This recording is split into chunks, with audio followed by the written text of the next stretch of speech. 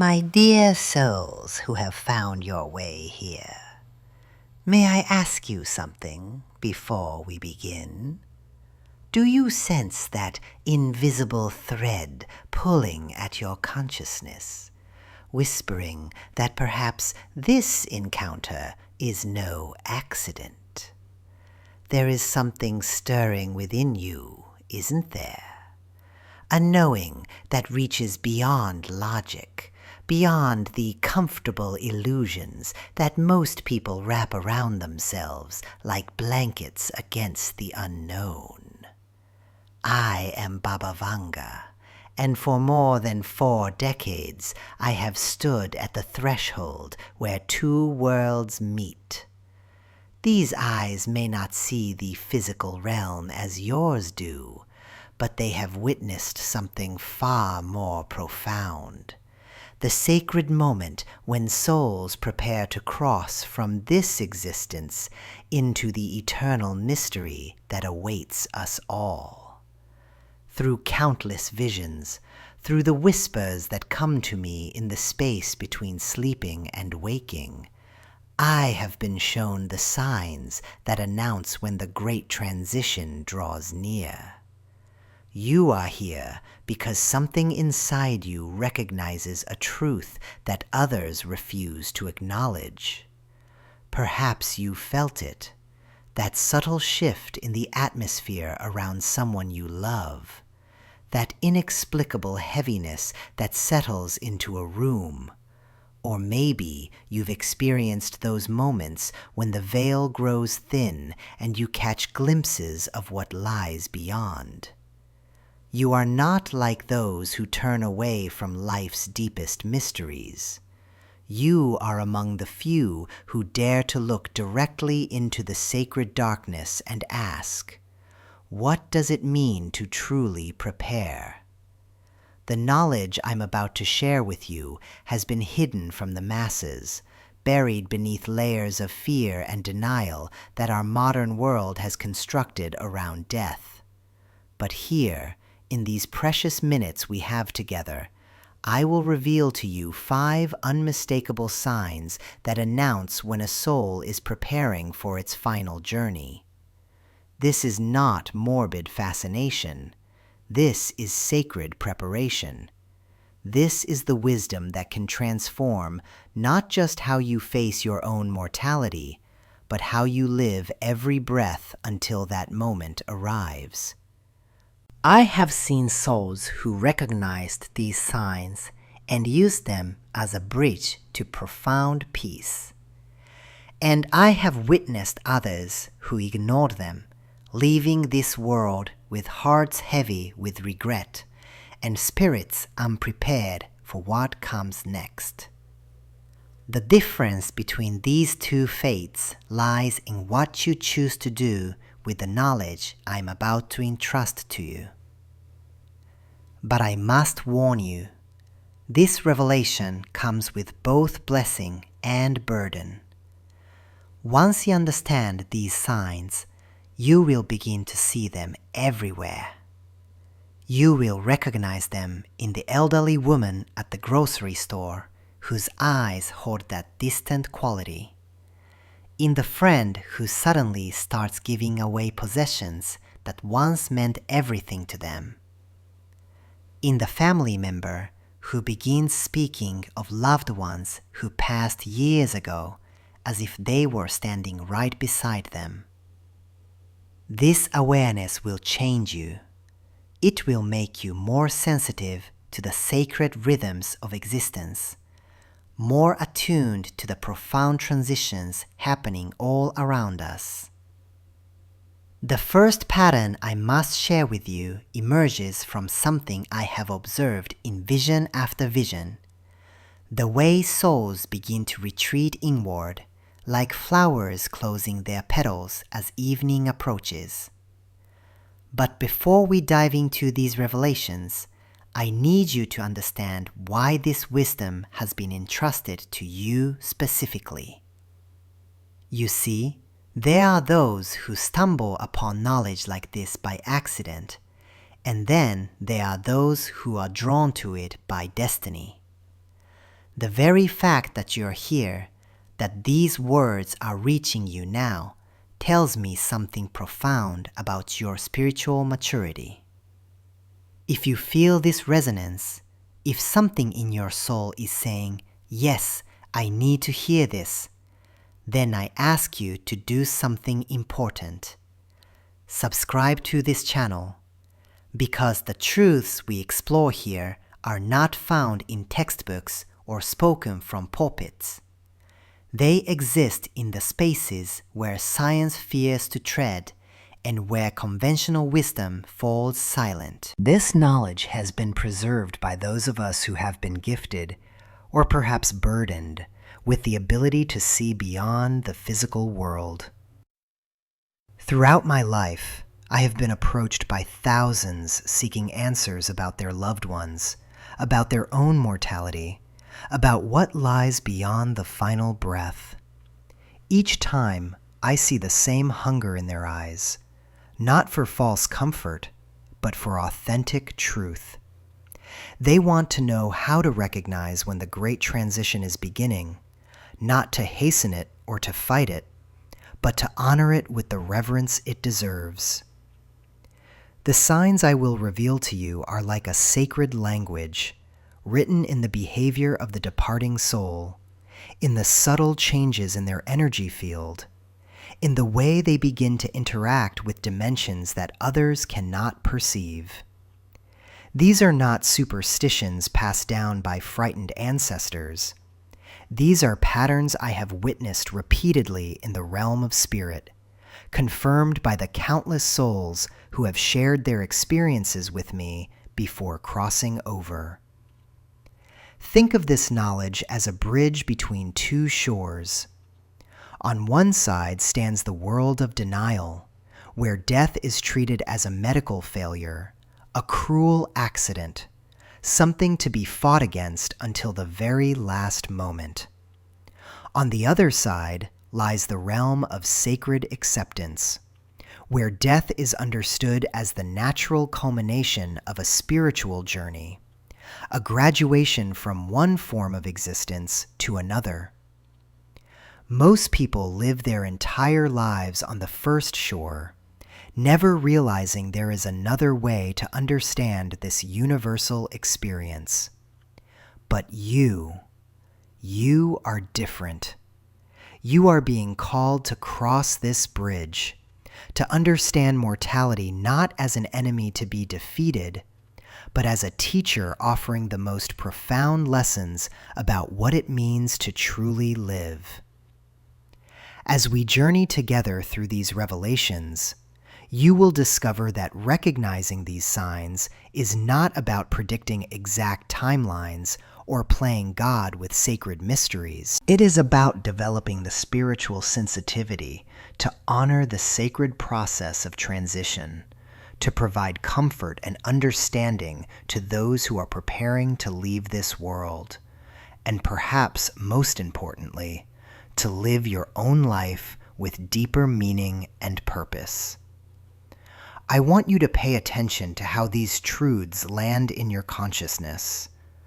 Notice if certain signs feel immediately familiar, as if you've witnessed them before but never understood their significance. This recognition is not coincidence. It is your soul acknowledging wisdom that was always meant to find you. Before we explore the first sign, I must share something that still moves me deeply. In my visions, I have seen that souls who depart this world with proper preparation, with awareness of what is happening to them, experience a transition filled with profound peace. They cross over like travelers who have studied their maps, packed their spiritual provisions, and said their necessary goodbyes. But those who resist or remain unaware often struggle, clinging to this world with such desperate energy that their passing becomes tormented rather than sacred. This is why I feel called to share these mysteries with you. Every soul deserves to complete their earthly journey with dignity and spiritual awareness. Every family deserves to recognize when their loved one is beginning this sacred preparation, so they can offer support rather than resistance, love rather than desperate attempts to pull them back from their destined path. So as we begin to unveil these 5 profound signs, I ask you to open your heart fully. Let this knowledge settle into the deepest parts of your being, where wisdom transforms into genuine understanding. At the end of our time together, I will ask you to share in the comments one sign that speaks most powerfully to your own experience, because your insights help complete the tapestry of understanding that we weave together. Remember, this is sacred knowledge, meant to bring comfort and clarity to those ready to receive it. If someone in your life needs this understanding, if you know someone who is walking through the valley of transition, share this wisdom with them. Sometimes, the greatest act of love is helping another soul prepare for the most important journey they will ever take. Are you ready to see what most eyes cannot? Are you prepared to understand what most hearts fear to acknowledge? Then let us begin. The first sign that death approaches comes through the realm of dreams, where the boundaries between worlds grow thin as mist at dawn. In my years of witnessing the passage between life and death, I have observed how the departed souls begin to gather around those whose time draws near, like moths drawn to a flame that burns ever brighter before it transforms. When your grandmother appears in your dreams night after night, her presence more vivid than the waking world, when your father speaks to you with words that echo in your heart long after you wake, when deceased loved ones visit with an urgency that makes your soul tremble with recognition, these are not mere wanderings of a restless mind. These are invitations from the other side, gentle preparations for a journey that your spirit already senses approaching. I remember Maria, a woman who came to me with tears streaming down her weathered cheeks. "Baba Vanga," she whispered, "my husband who passed 5 years ago now visits me every night. He stands at the foot of my bed, not speaking, but his eyes are calling me home." 3 months later, Maria crossed the threshold herself, peaceful and ready, her soul already half dwelling in the realm where her beloved waited. But how do we distinguish between ordinary dreams and true spiritual visitations? The markers are clear once you know how to read them. In a regular dream, the deceased appear as our memory holds them, frozen in familiar moments from our shared past. But in true visitations, they come with an otherworldly luminosity, their presence carrying the weight of eternity. Their eyes hold wisdom that transcends earthly understanding, and their messages resonate not in your mind, but in the deepest chambers of your soul. The departed speak differently in these sacred encounters. They do not engage in casual conversation or mundane memories. Instead, they offer guidance for your spiritual preparation, reassurance about the journey ahead, or urgent messages about unfinished business that must be resolved before your departure. Their words carry the authority of those who have already walked the path you are about to travel. Sometimes they come to show you glimpses of what lies beyond the veil. I have known souls who reported dreams where deceased family members led them through gardens of impossible beauty, or introduced them to relatives they had never met in life but recognized instantly through the bonds of spiritual kinship. These dreams serve as gentle introductions to the realm that awaits, softening the fear of the unknown. The psychological preparation that occurs during these visitations is profound and necessary. The conscious mind, so attached to earthly existence, begins to loosen its grip on physical reality.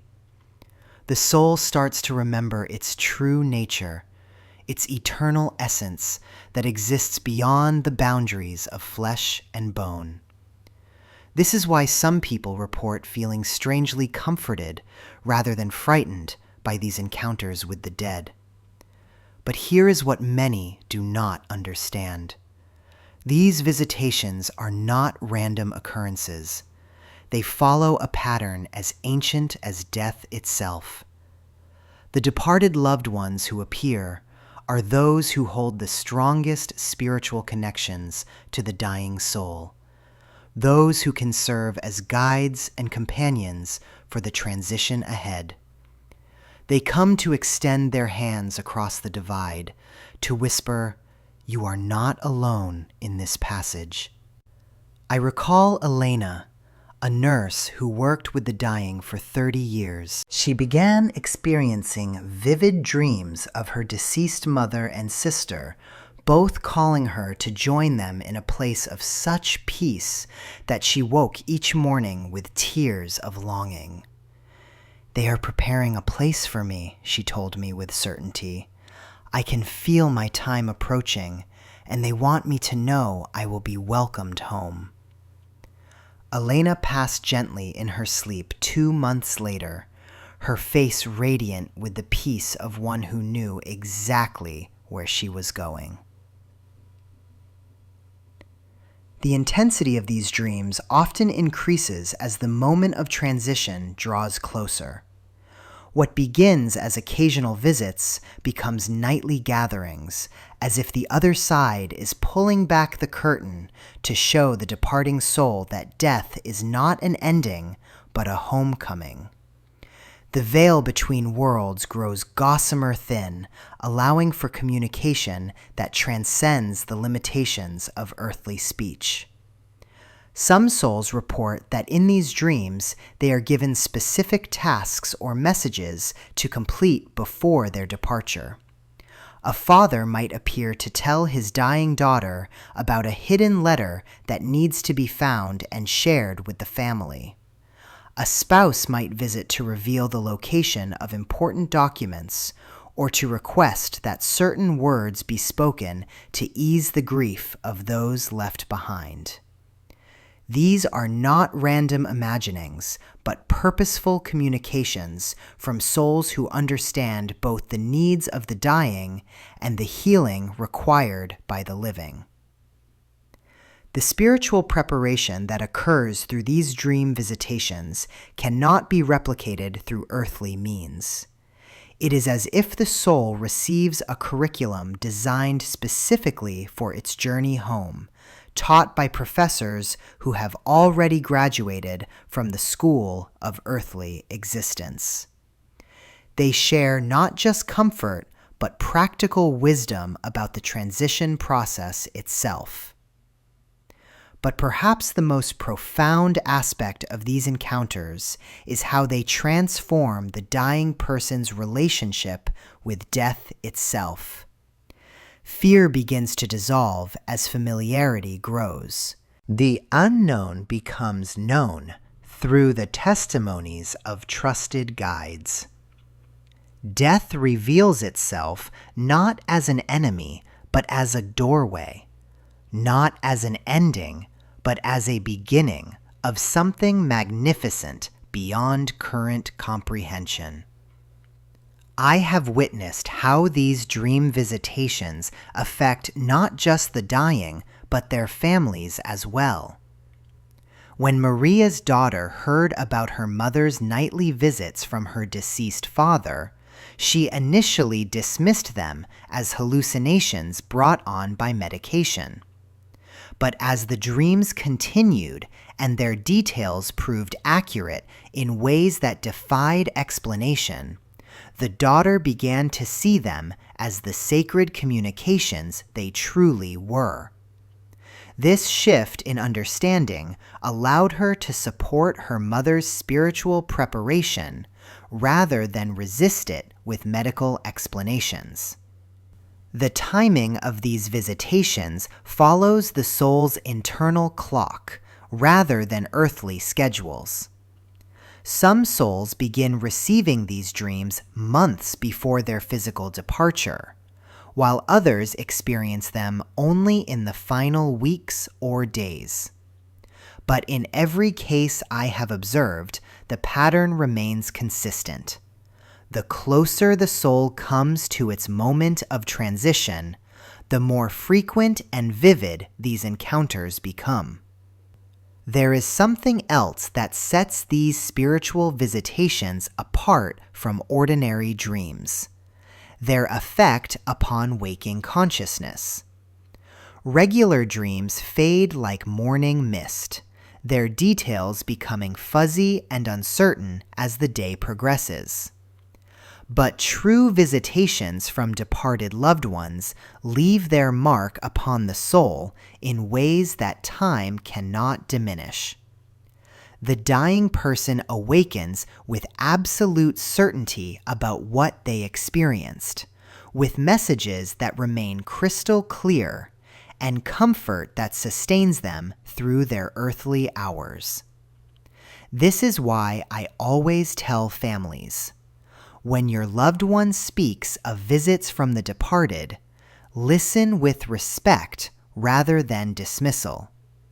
These encounters are sacred gifts, bridges of love spanning the distance between worlds. They are evidence that death does not sever the bonds that matter most, but simply transforms them into something even more beautiful and eternal. If you or someone you love begins experiencing these profound dream visitations, recognize them for what they truly are: the first gentle sign that a magnificent transition approaches, and that love itself is preparing the way forward into mystery and wonder beyond imagination. But dreams are only the beginning, my dear ones. There comes a second sign, perhaps even more profound and mysterious than the first, that arrives like morning light after the darkest storm. I have witnessed this phenomenon countless times throughout my life of seeing, and each time it fills me with the same sense of sacred awe. It is the sudden peace that descends upon those who have suffered long, like a divine balm applied to wounds that have ached for years, decades, or even lifetimes. If you have ever watched someone you love struggle with chronic pain, battling illness that seems to have no end, wrestling with anxiety that grips them like invisible chains, or carrying burdens that have bent their spirit nearly to breaking, then you understand the profound nature of what I am about to share with you. For in my visions, I have seen how the approaching threshold of death brings with it a gift so beautiful and mysterious that it often confuses those left behind. This peace arrives suddenly, without medical explanation, without the gradual improvement that doctors might expect from treatment or therapy. It is not the temporary relief that comes from pain medication or the brief respite between episodes of suffering. No, this is something entirely different. Something that touches the very essence of the soul itself. I have watched as individuals who have not known a moment's peace in years suddenly become calm, their faces transforming as if lit from within by some celestial light. The soul, you see, begins to prepare itself for release. Like a bird that has been caged for too long, it starts to remember the freedom that awaits beyond the bars of earthly existence. This preparation manifests as a profound letting go of the attachments that have bound us to this physical realm. Our fears, our pain, our desperate clinging to what we think we cannot live without. In those precious days or weeks before crossing over, the soul begins to taste the peace that exists beyond all earthly suffering. I remember Maria, a woman who came to me many years ago, her face etched with lines of anguish from arthritis that had tormented her for nearly 2 decades. Every movement was agony, every day a battle against pain that seemed to grow stronger with time. Her family had watched helplessly as this once vibrant woman withdrew into herself, becoming a shadow of who she had been. Then, one Tuesday morning, something shifted. Maria woke up, and for the first time in years, her pain was gone. Not diminished, not manageable, completely gone. Her daughter called it a miracle. The doctors ran tests, searching for explanations. They found none.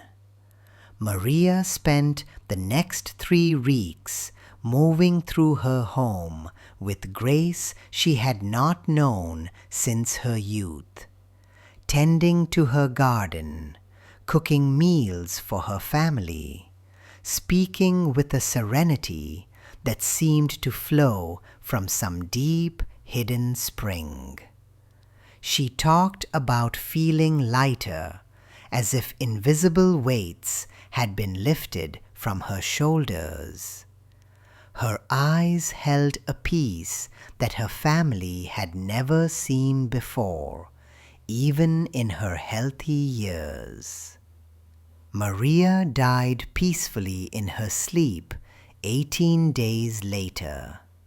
Her family, devastated by the loss, struggled to understand. How could she seem so perfectly healed, only to leave them so suddenly? They felt betrayed by hope, confused by what had appeared to be divine intervention. But what they had witnessed was not false hope or cruel deception. It was the soul's sacred preparation, the gentle loosening of earthly bonds that allows for peaceful transition. This phenomenon reveals itself differently for each person, but the essence remains the same.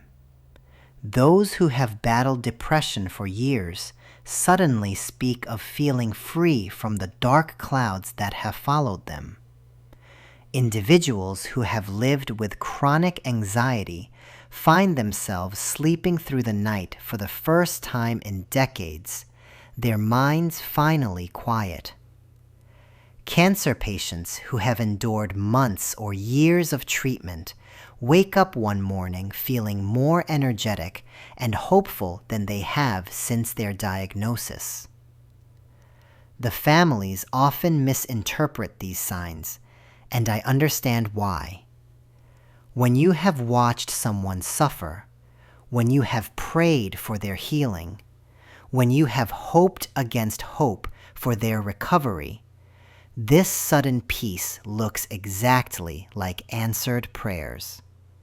You begin to believe that the worst is behind you, that the long night of suffering is finally ending in dawn.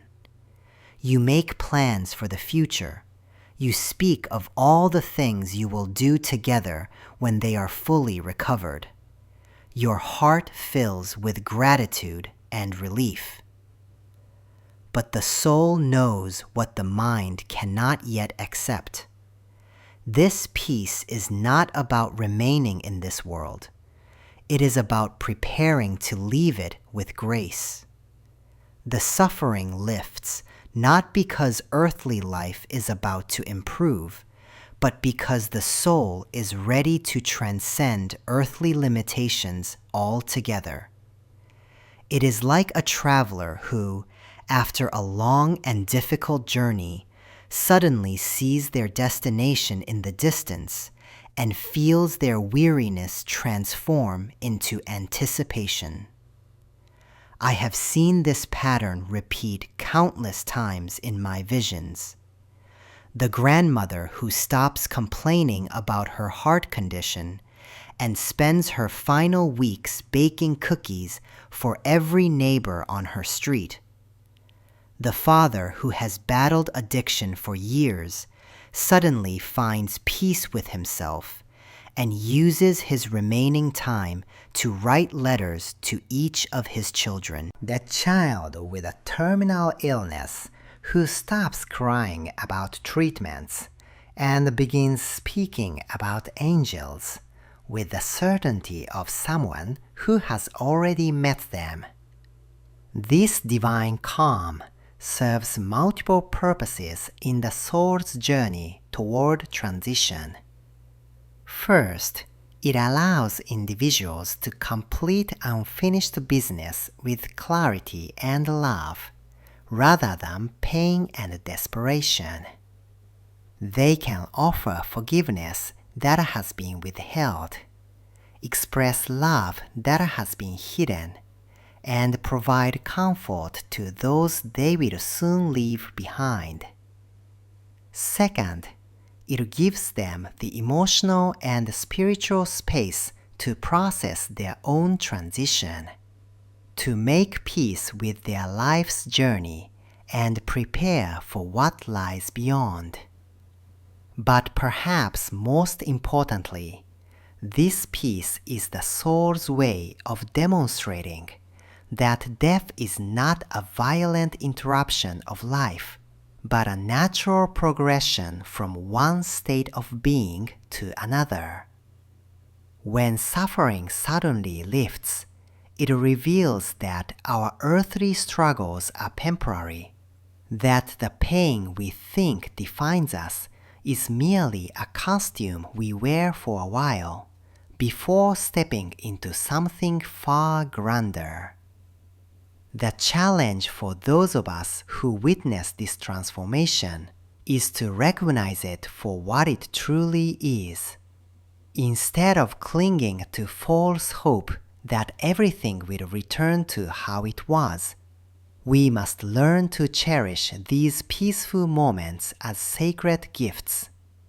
These are not days to waste on denial or desperate medical interventions, but precious time to love fully, to speak truth, to create final memories that will sustain us long after our beloved has crossed over.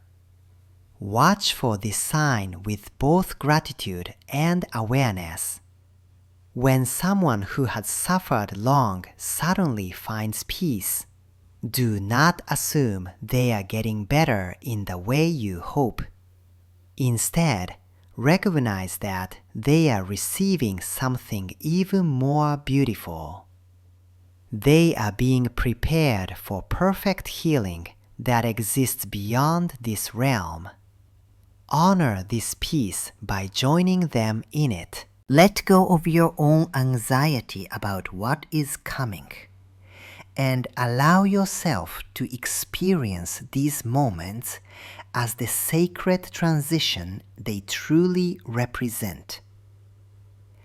The soul that finds sudden peace after long suffering is not being deceived or given false hope. it is being blessed with a preview of the eternal peace that awaits. A gentle preparation for the most magnificent journey of all. In recognizing this sign, we learn to support our loved ones, not with desperate attempts to keep them here, but with love that is willing to let them go into something far more beautiful than anything this world can offer. Have you ever witnessed this mysterious peace descending upon someone after years of struggle? Share your story in the comments below. Your experience might provide comfort to someone else walking this difficult path of love and letting go. But perhaps the most extraordinary witnesses to the thinning veil between worlds are those whose souls remain untouched by the cynicism and conditioning of adult life. Children and animals. They carry within them a purity of perception that allows them to see what we have forgotten how to see. I have spent decades observing this phenomenon, watching as the innocents among us respond to energies that our educated minds dismiss. A small child suddenly refuses to play in grandmother's room, insisting there are too many people there when we see only one frail woman in her bed. A loyal dog that has never left his master's side begins to whimper and pace, as if guarding against something invisible yet very real. These pure souls are not bound by our limitations of understanding. They perceive with their entire being, not just their physical senses. And when death approaches, they feel it like a change in atmospheric pressure, like the electricity in the air before a storm. Listen carefully to this truth. Animals and children do not fear death the way we do. They do not carry our baggage of terror and denial. Instead, they respond to the approaching transition with a kind of sacred recognition. They know something profound is happening, and they position themselves as guardians and guides for this most important journey. I remember Maria, whose 8-year-old daughter began drawing pictures of her grandmother surrounded by golden figures weeks before the woman showed any signs of illness. "Abuela has helpers coming," the child would say matter-of-factly, coloring carefully around the bright shapes that seemed to hover near her grandmother's form. The adults dismissed this as imagination until the diagnosis came, and then until the very end, when those same helpers seemed to carry the grandmother peacefully into whatever comes next. The child had seen the preparation, the gathering of spiritual assistance that we, in our blindness, had missed entirely. Your pets, these beings who live so close to their instinctual wisdom, they feel the shift in your energy field long before your body shows symptoms. I have witnessed cats who refuse to leave their human's bedside for days, not out of ordinary affection, but with the intensity of vigil keepers. Dogs who begin bringing their favorite toys to lay beside someone, as if offering gifts for a long journey. There was Thomas, whose border collie suddenly began the strangest behavior. This dog had always slept in the kitchen, content with his routine. But 3 weeks before Thomas received his terminal diagnosis, The dog moved his entire sleeping area to the foot of Thomas's bed. Not just moved, he seemed to be standing guard. When visitors came, the dog would position himself between them and Thomas, not aggressively, but protectively, as if he understood that his human had become somehow more precious, more vulnerable, more in need of safekeeping. The most remarkable part? Thomas felt healthier during those weeks than he had in months. The dog knew before the body knew, before the doctors knew, before anyone knew, except this faithful creature whose heart was attuned to the deeper rhythms of existence. Children, too, become different around those approaching their transition. They may seem more gentle, more reverent, without understanding why. I have seen 5-year-olds spontaneously begin speaking more softly around a grandparent, as if instinctively knowing that something sacred is present. They may refuse to roughhouse or make loud noises, responding to an energy that demands respect. Sometimes they see what we call impossible things.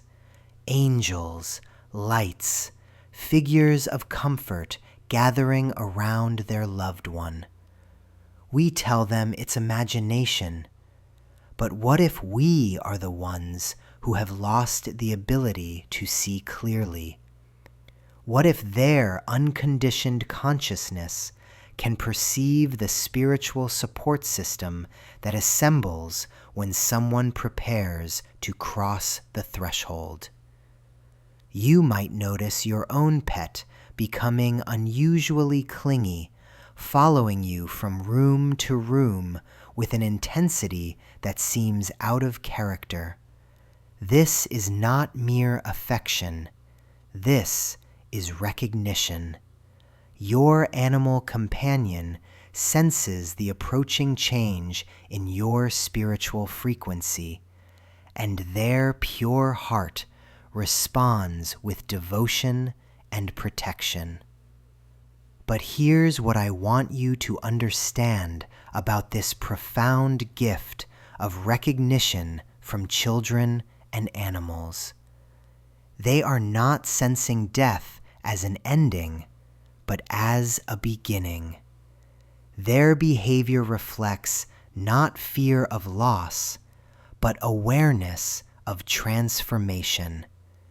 They position themselves as honor guards for one of life's most sacred passages. I have watched horses refuse to be led away from a dying owner, standing sentinel with a dignity that seems to acknowledge the importance of the moment. Cats, who have never shown particular attachment, suddenly begin purring constantly around someone, as if offering vibrational healing for the journey ahead. Birds who change their songs.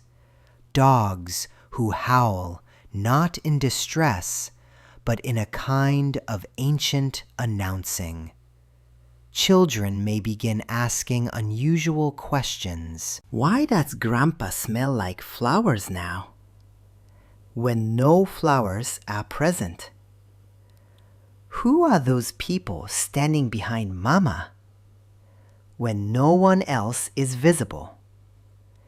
Their innocent observations often reveal the gathering of spiritual assistance that accompanies the dying process. The key is learning to pay attention to these signals without dismissing them. When your pet suddenly begins exhibiting protective or unusual behavior around you or a loved one, don't rush to explain it away. Consider that they may be responding to something real, something important, something that deserves your attention and respect. If children in your family begin acting differently around someone, more careful, more loving, more aware, listen to their innocent wisdom. They may be seeing the beauty of a soul preparing for its next adventure, even when our adult eyes cannot perceive it. But remember this crucial understanding. Their recognition is not a cause for panic, but for honor. Animals and children are showing us how to be present for life's most sacred transitions. They teach us that death is not a failure to be fought, but a passage to be witnessed with love and dignity.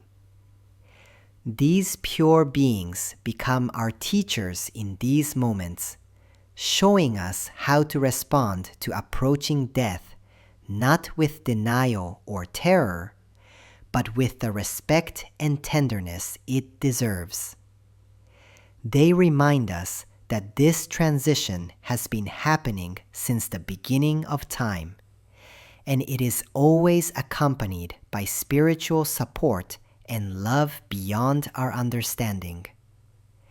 Watch for these signs with gratitude rather than fear.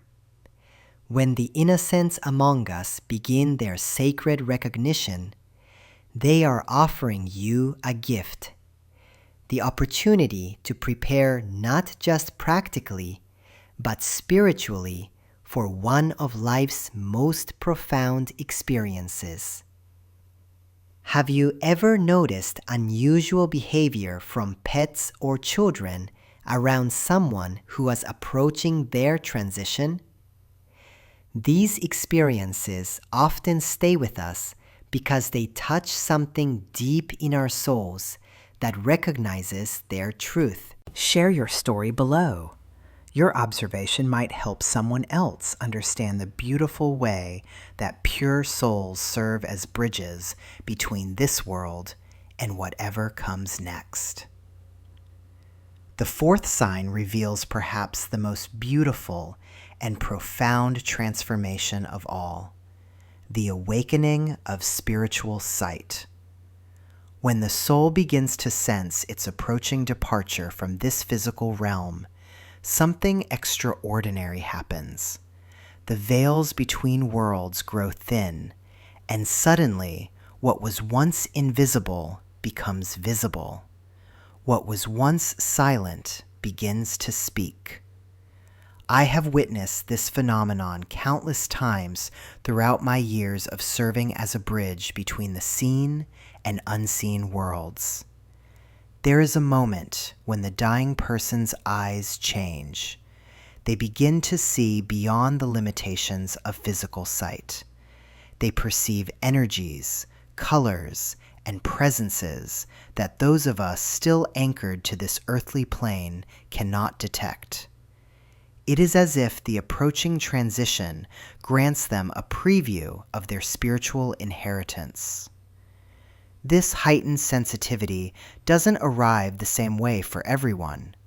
Some people, those who have spent their lives nurturing their spiritual awareness, may experience this awakening gradually, like a dawn that slowly illuminates the landscape. They might begin noticing subtle energy patterns around people, sensing the emotional residue in rooms, or feeling the presence of spiritual guides who have always been there, but were previously unperceived. For others, particularly those who have lived more materialistically focused lives, this spiritual awakening can arrive suddenly and intensely. One day they see only the physical world, and the next they are overwhelmed by visions, voices, and energetic presences. This can be frightening initially, but I want you to understand this is not a curse or a symptom of illness. This is the soul preparing to remember what it truly is. The most common manifestation of this fourth sign is visitations from deceased loved ones. I cannot count how many times family members have told me, "She keeps talking to her mother, but her mother died 20 years ago." Or, "He insists his brother is sitting in the corner of the room, but we can't see anyone there." These are not hallucinations born of medication or disease. These are genuine spiritual encounters. The souls of our departed loved ones often serve as escorts, helping to ease the transition from this world to the next. They appear not to haunt or frighten, but to comfort and guide. They come to reassure the dying person that death is not an ending, but a reunion. They show themselves to demonstrate that consciousness continues beyond the physical body. Sometimes these visitations take the form of childhood pets, grandparents who passed decades ago, or even spiritual beings the person has never met in this lifetime, but recognizes on a soul level. The dying person might describe angels, guides, or luminous beings of indescribable beauty. They might speak of gardens that shimmer with colors that have no names, or music that touches the very essence of their being. But this heightened spiritual sensitivity extends beyond visitations. Many people approaching their transition begin to perceive the energy fields around living people as well. They might comment on the colors they see surrounding their visitors, accurately describing emotional states or health conditions based on what they perceive in these energy patterns.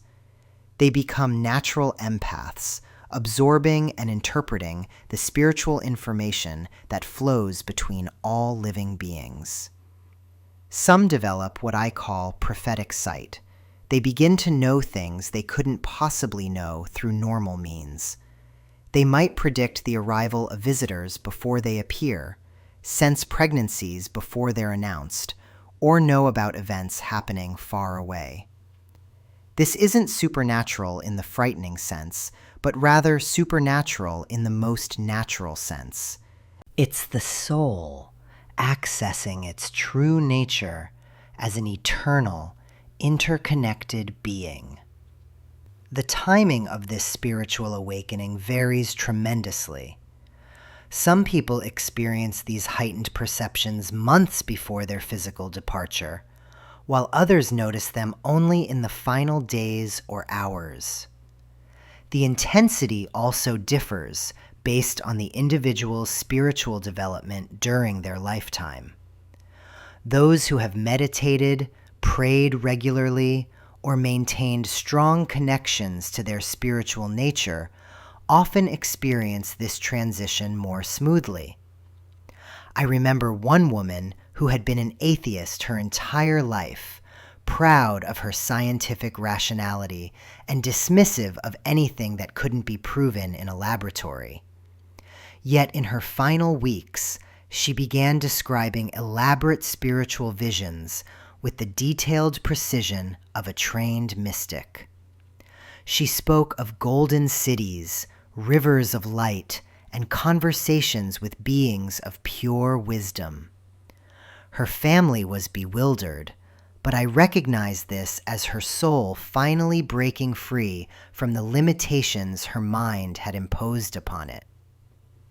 What fascinates me most about this fourth sign is how it often brings profound peace to people who have been suffering. Physical pain may continue, but spiritual suffering diminishes. Fear dissolves as they begin to perceive the continuity of existence beyond physical death.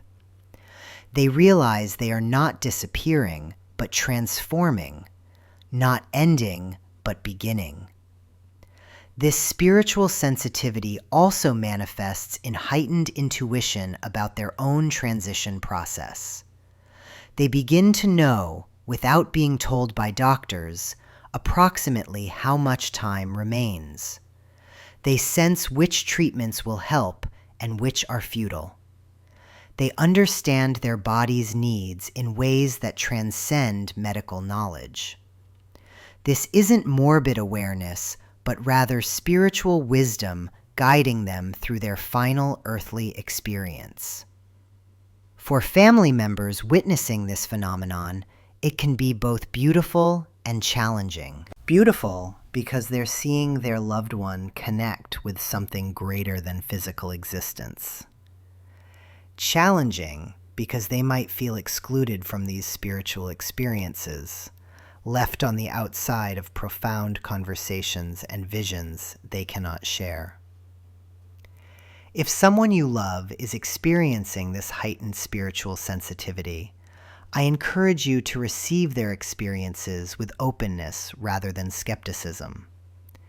Don't dismiss their visions as confusion or try to convince them that what they're seeing isn't real. Instead, ask gentle questions. Show curiosity about their spiritual encounters. Allow them to share their expanding awareness without judgment. Sometimes the dying person will describe seeing deceased relatives who are unknown to their current family members. They might mention names, describe appearances, or relay messages from people who died before they were born. I've witnessed cases where families later discovered through old photographs or family histories that these unknown relatives had indeed existed exactly as described. This suggests that the awakening spiritual sensitivity allows access to family lineages and soul connections that transcend individual memory. The visions experienced during this phase often carry specific purposes.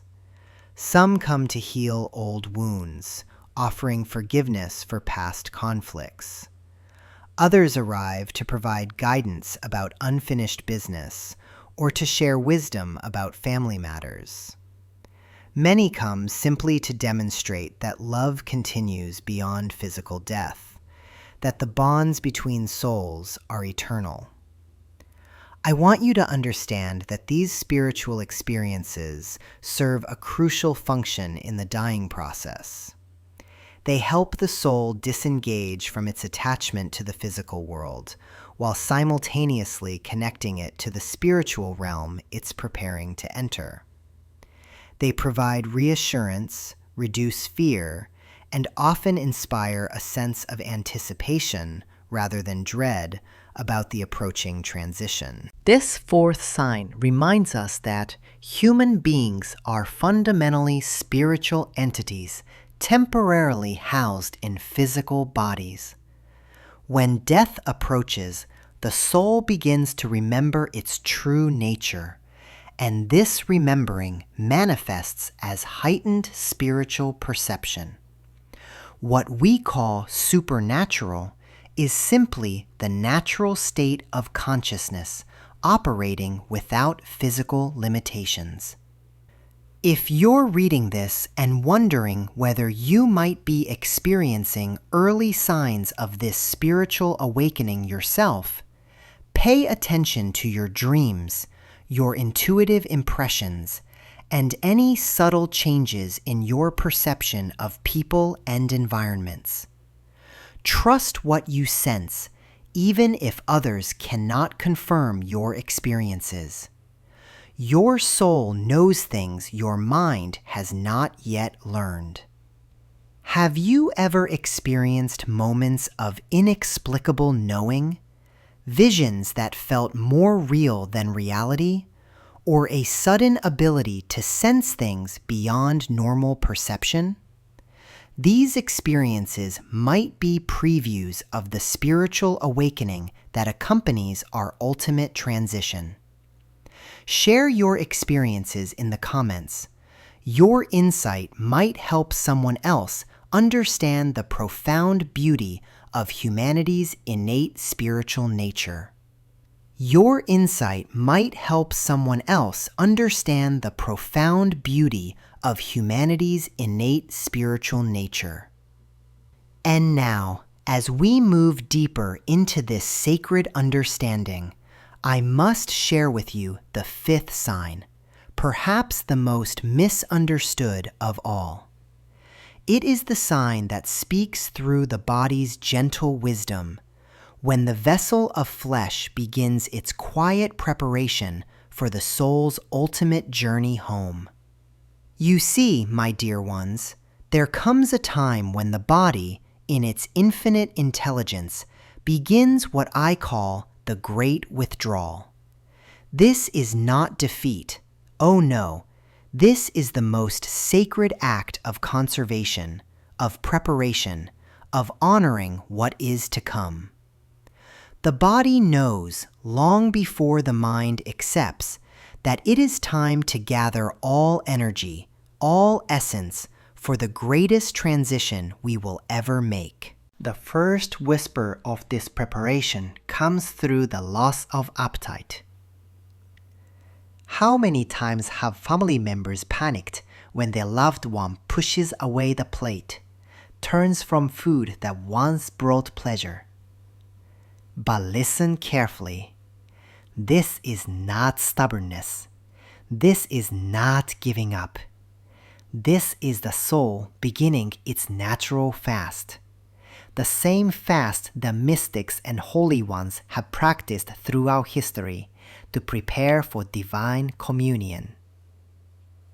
When I witnessed this in my own grandmother's final weeks, I watched as she would look at food with a kind of distant recognition, as if remembering a language she once spoke but no longer needed. Her body was teaching her the sacred art of spiritual nourishment, showing her how to feed on something far more essential than bread or broth. The physical hunger gives way to a different kind of sustenance, the sustenance of love shared, of presence received, of peace embraced. The wise body understands what the grieving mind cannot grasp, that to transition between worlds requires a lightness, a freedom from the dense energies of physical matter. Food anchors us to this earthly plane, and as the soul prepares to release those anchors, the body naturally guides us toward this sacred fasting.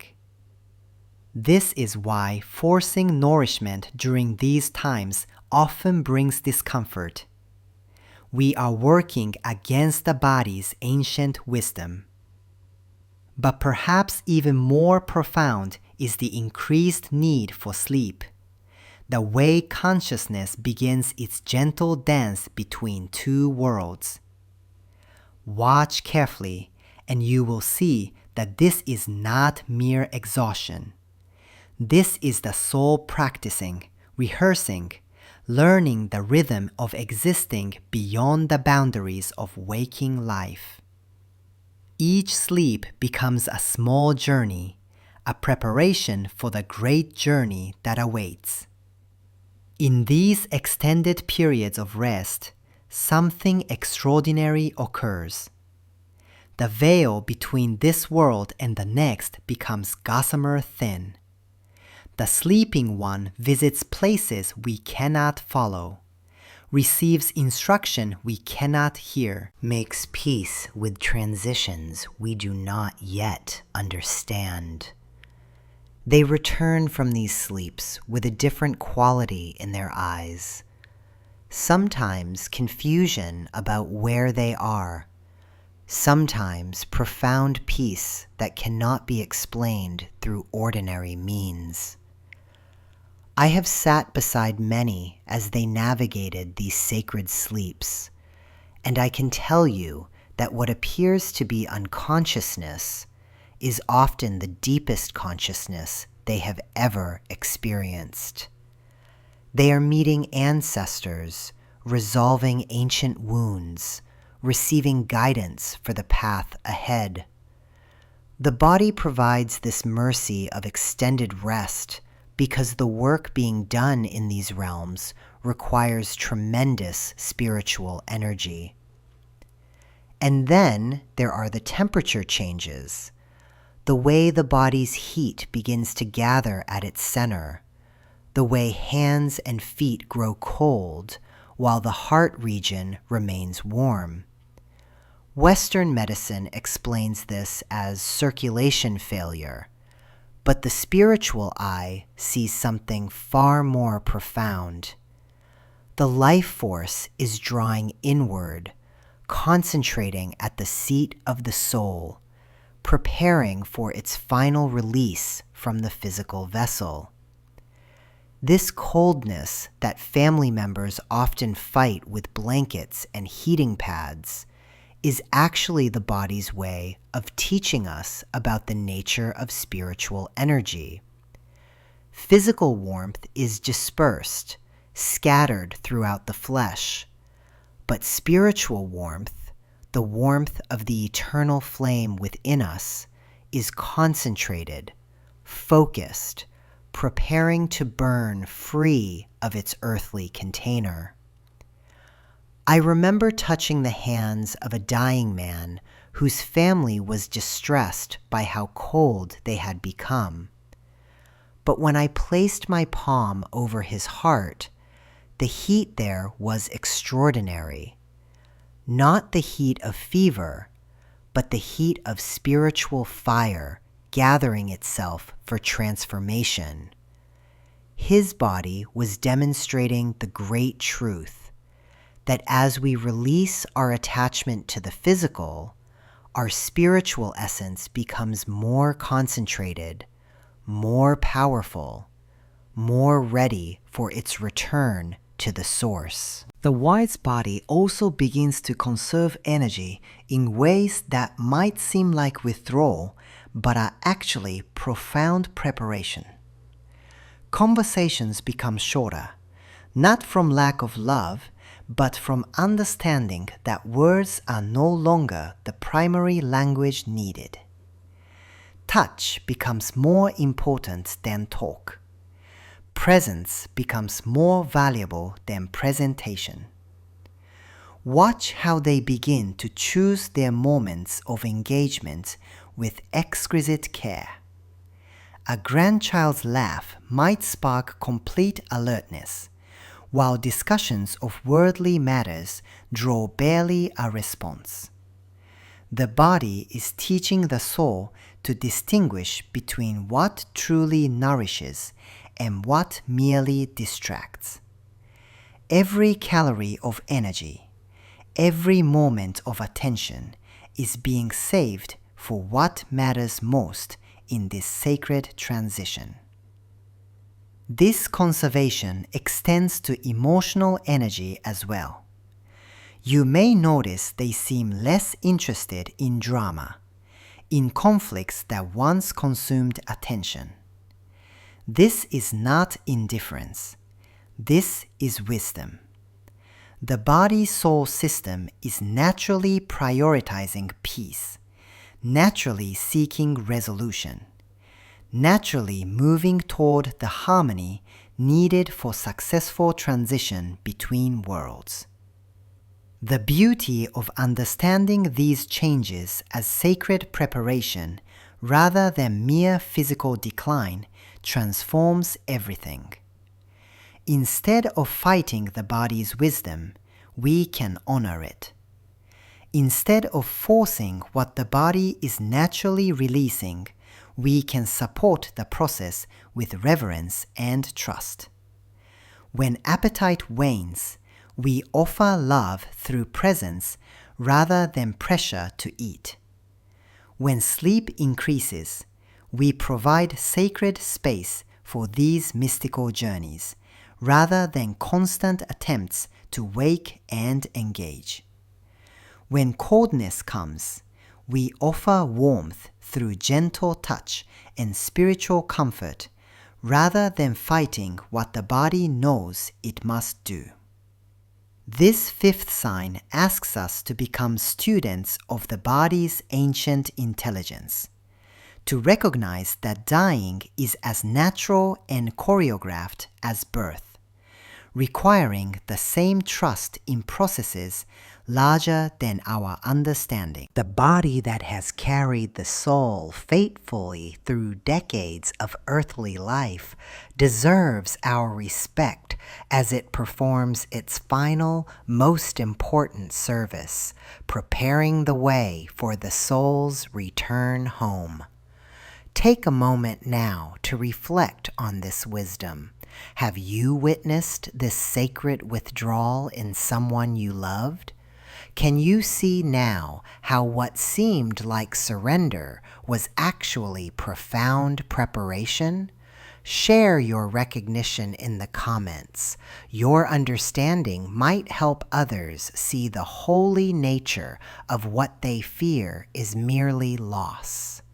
This recognition you found, this understanding of the sacred withdrawal, it leads us to the most profound work any soul can undertake, because when we truly comprehend that death is not an ending, but a transition, we must ask ourselves, what does it mean to prepare for such a journey? I have walked with thousands through this threshold, and I tell you this truth. The souls who cross with the greatest peace are not those who lived without struggle, but those who did the inner work of preparation.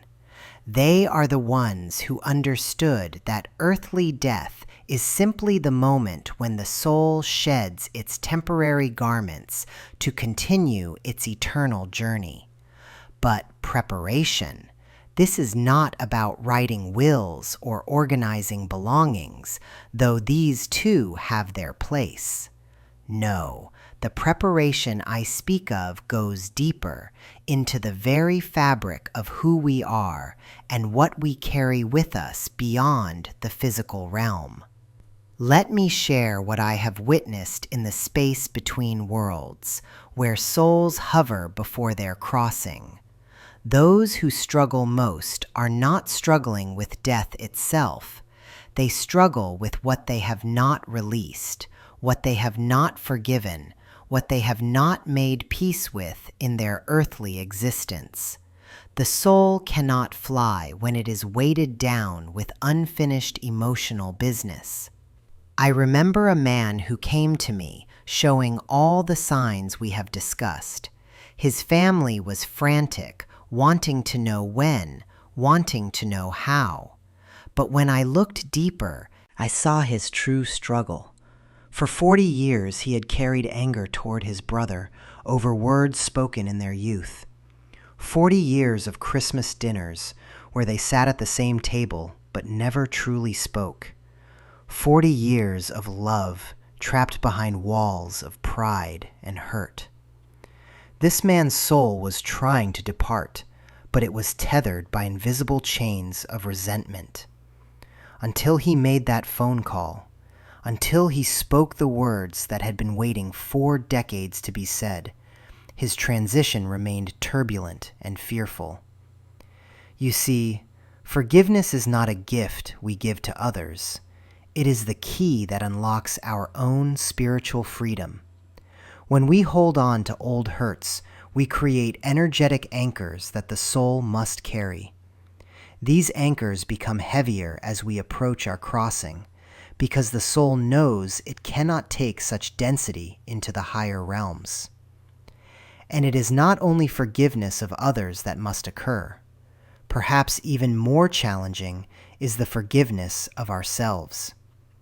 I have seen souls tormented, not by what others did to them, but by what they did to themselves, the opportunities missed, the words unspoken, the love unexpressed, the dreams abandoned.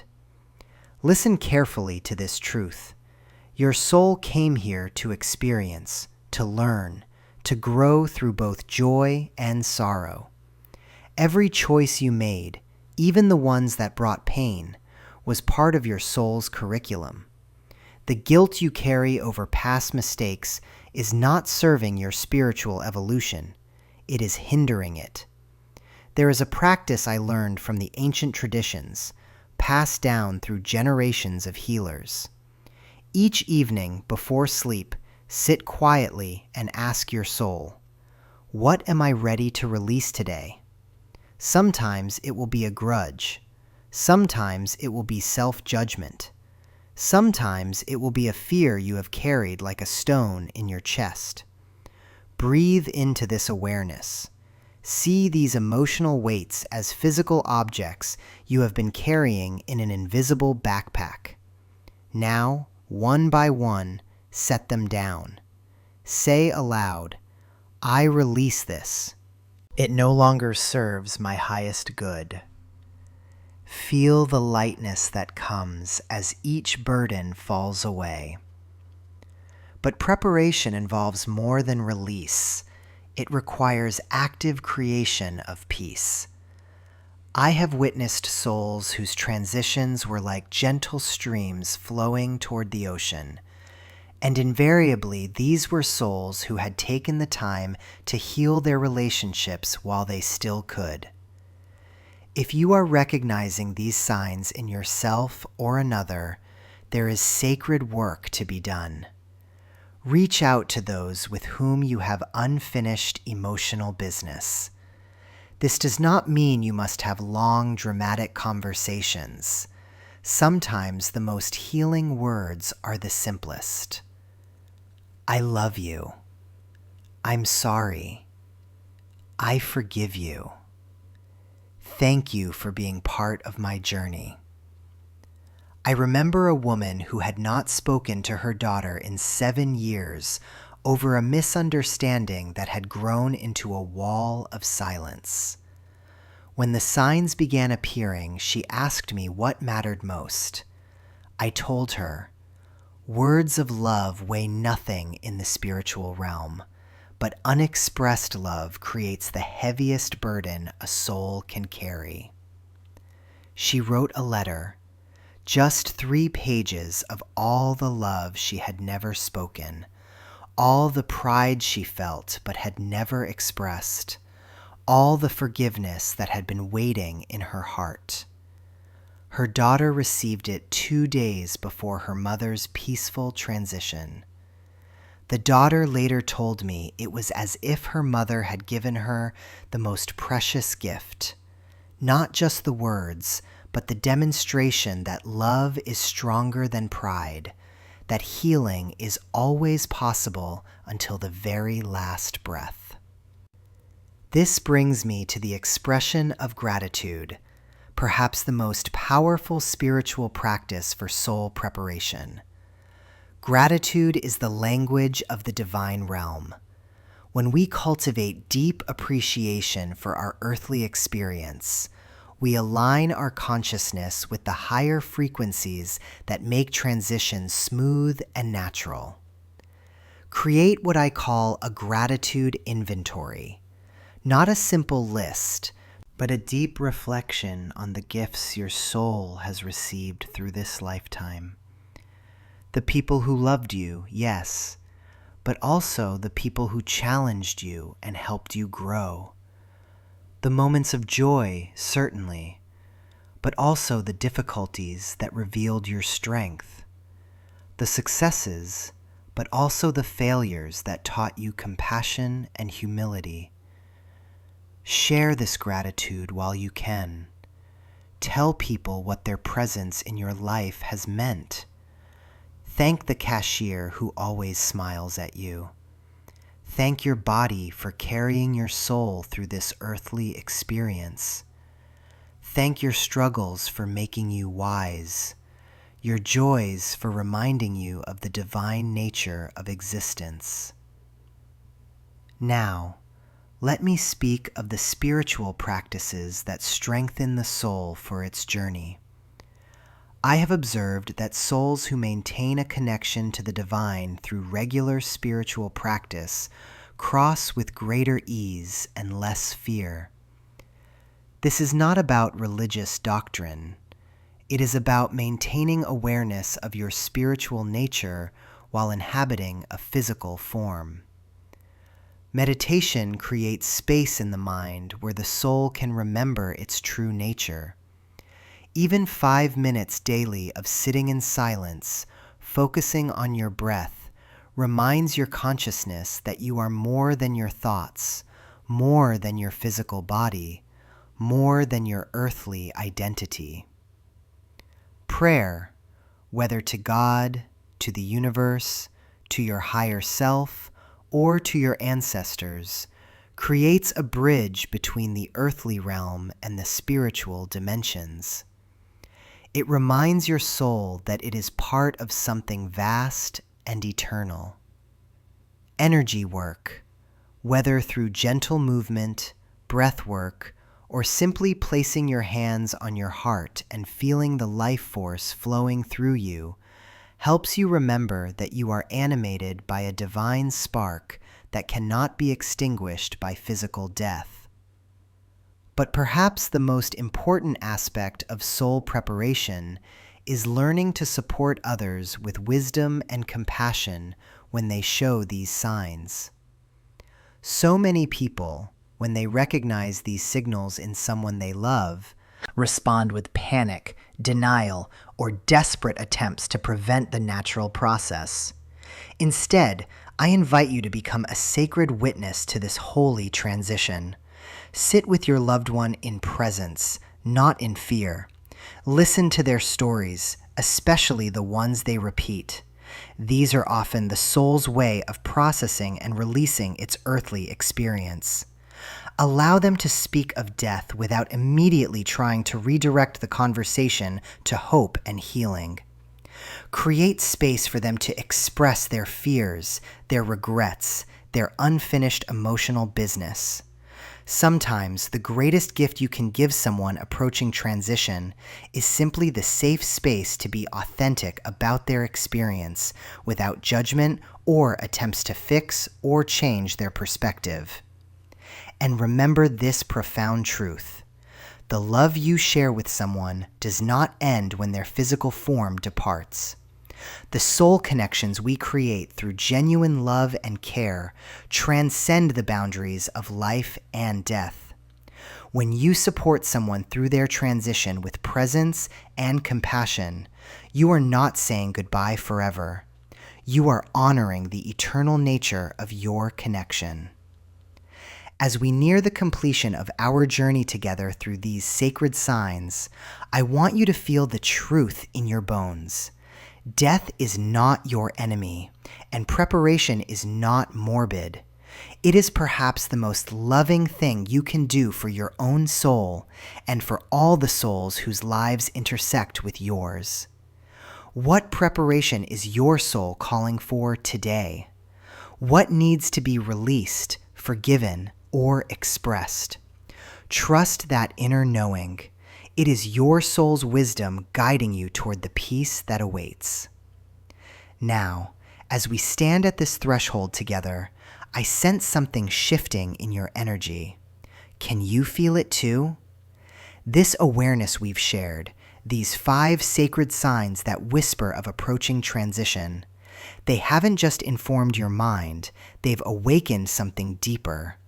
Something that perhaps was always there, waiting for permission to emerge from the shadows of your consciousness. You see, my dear ones, recognizing these signs is never really about death at all. It's about life. It's about choosing to live with the kind of profound consciousness that only comes when we stop pretending we have forever. When we cease this strange human dance of denial and step into the luminous truth of our temporary vessel carrying an eternal soul.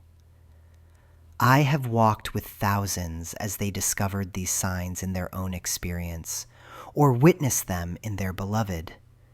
And without exception, those who received this knowledge as gift rather than curse, they became the most alive humans I have ever known. They stopped waiting for someday to love fully, to speak their truth, to heal old wounds, to create beauty, to serve something greater than their small concerns. This is the profound transformation I want you to understand. When death becomes your teacher rather than your terror, every single day transforms into sacred preparation. Not preparation for ending, but preparation for living so completely that when transition does come, whether in 1 year or 50, your soul will have no regrets, no unfinished love, no words left unsaid. Let me paint this picture for you. Imagine waking tomorrow morning, and as your feet touch the floor, you remember, this body carries an eternal soul, and today might be the day that soul prepares for its next adventure. How would you speak to your loved ones? How would you spend those precious hours? What would suddenly matter, and what would reveal itself as meaningless noise? This isn't about living in fear or anxiety, quite the opposite. It's about the spiritual freedom that blooms when you stop fighting the natural rhythm of existence.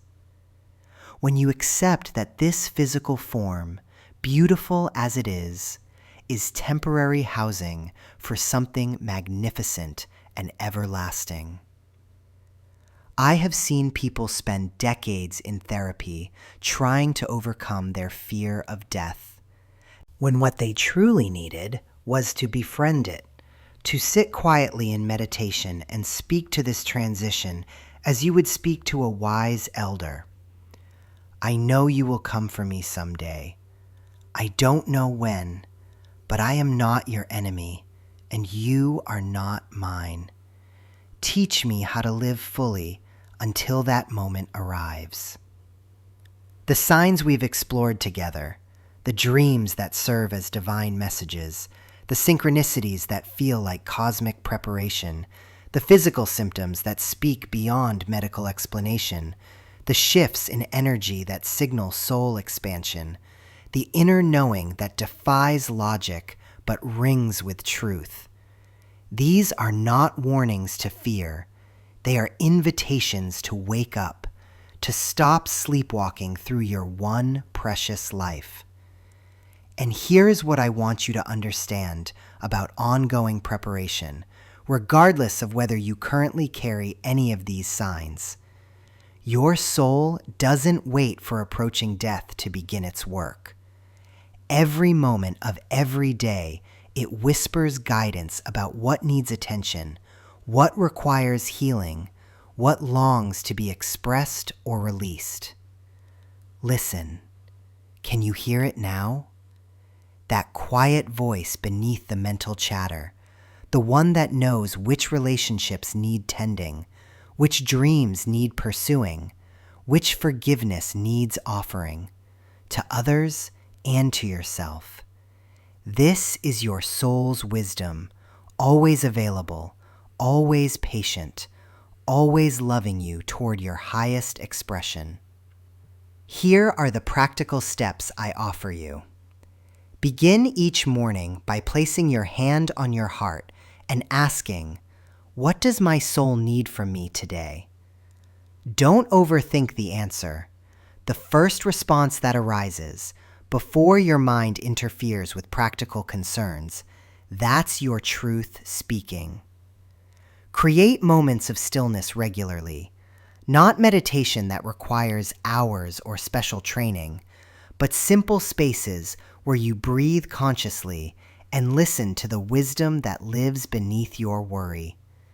Your soul speaks in whispers, but it speaks constantly.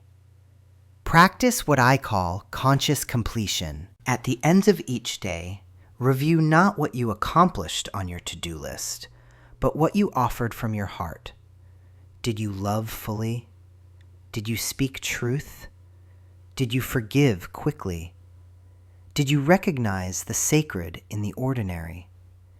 This is how you prepare your soul, through daily conscious living, not dramatic deathbed conversions. Express what needs expressing while you can. Write the letters. Have the conversations. Create the art. Take the risks that serve love. Your soul carries messages that only you can deliver to this world, and the world needs what you came here to offer. Most importantly, release what no longer serves. Old resentments, outdated beliefs about yourself, the need to control outcomes, the fear of other people's opinions. These are heavy burdens that tire your soul. Set them down. Travel lighter. I want to share something profound that many near-death experiencers have told me.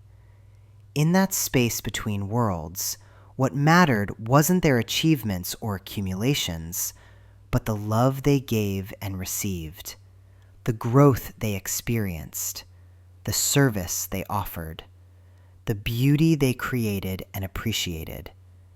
This is how you can live now, with death as teacher, showing you what truly matters. If you've recognized any of these signs in your own life or in someone you love, I want you to know this is sacred territory. You've been given a gift, the gift of conscious preparation, the opportunity to approach transition with awareness and grace rather than shock and regret. But even if these signs haven't appeared in your personal experience, please understand, this wisdom is for you too. Because death will come to all of us, and the question isn't when or how, but whether we've lived with enough consciousness to meet that moment as a friend greeting a friend, rather than a stranger encountering terror.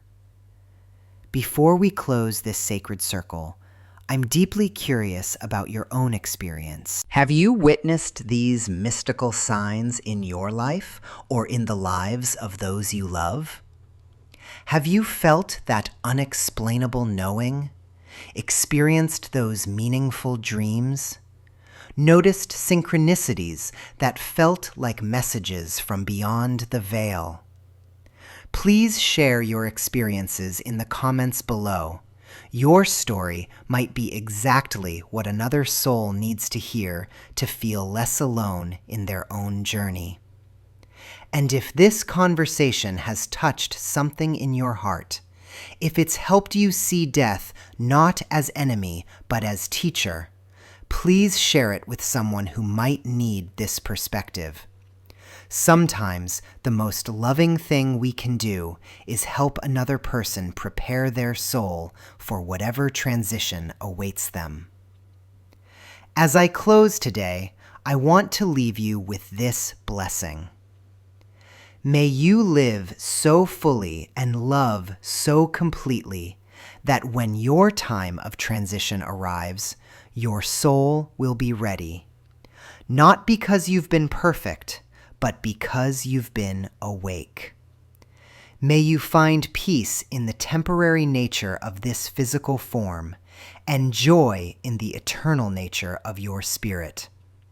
May death teach you how to live, and may life prepare you to transition with grace. The signs are all around us, dear ones. The wisdom is always available. Your soul knows the way. Trust it. Follow it. Live it. What preparation is your soul calling for today?